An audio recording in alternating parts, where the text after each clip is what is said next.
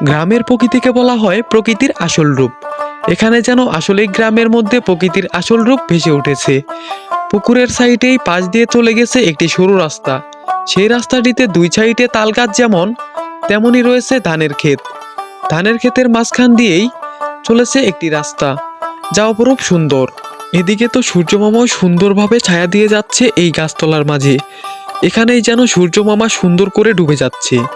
এদিকে নীল আকাশ, তাল গাছের ছায়ার তলে আমি যেন খুঁজে পেলাম এক মুক্ত আবহাওয়ার নতুন ছায়া, যেখানে বেশ ভালোই সময় কাটছিল।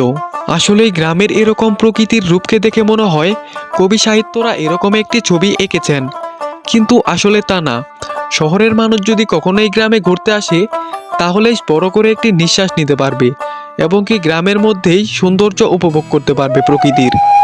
দেখতে দেখতেই যেন সন্ধ্যা নেমে এলো, আর তখনই চলে এলো লাল সবুজের একটি ট্রেন, যেটি বাংলার প্রকৃতির মাঝখানে আরো সুন্দরময় করে তুলেছে, যেটি আমার মনকেও সুন্দর করে দিয়েছে। এরকম প্রকৃতির পরিবেশ গ্রাম ছাড়া কোথাও দেখা যায় না। আর এরকম সুন্দর পরিবেশেই গ্রামের মাঝখান দিয়ে যাওয়া ট্রেনটি যেন হারিয়ে যাচ্ছে নীল মেঘের মাঝখানে। এরকমটাই মনে হচ্ছে সেই বিকেলবেলা। প্রকৃতির মাঝখান দিয়ে চলা ট্রেন মামার ঝকঝকাঝক শব্দ, প্রকৃতির সুন্দর আবহাওয়া এবং কি প্রাকৃতিক পরিবেশ দেখে আমার খুব ভালোই লাগছিল। আমার মনে হচ্ছিল এখানেই সুন্দর করে একটি বাড়ি বানিয়ে এই গ্রামেই থেকে যাই। আসলেই এমন সুন্দর পরিবেশ পাওয়া খুব ভাগ্যের ব্যাপার। এরকম সুন্দর পরিবেশ পাওয়া যায় শুধু গ্রামেই, যেখানে নেই কোনো ভাবনা চিন্তা, নেই কোনো কোলাহল আর গাড়ির শব্দ। স্তব্ধ জায়গাটিতে সুন্দর লাগছিল আমার খুব। কিন্তু এগুলোই শুধু দেখলে হবে না, এর চেয়েও বেশি সুন্দর গ্রামের মানুষের সুন্দর পরিবেশ, যেখানে দেখতে পাবেন গ্রামের মানুষ কিভাবে সংগ্রাম করে বেঁচে আছে।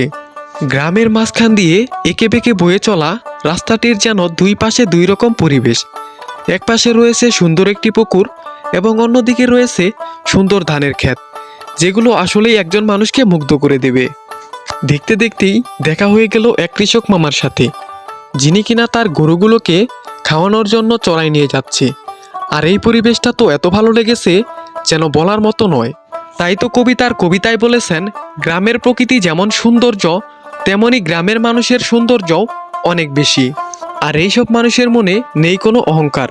যদি আপনি তাদের সাথে মন খুলে কথা বলেন, তাহলে তারা আপনার সাথে দিল খুলে কথা বলবে। আর আজকের ভিডিওটি গ্রামীণ সৌন্দর্য, গ্রামের মানুষের সৌন্দর্যের মাঝখান দিয়েই ভিডিওটি শেষ করতে যাচ্ছি।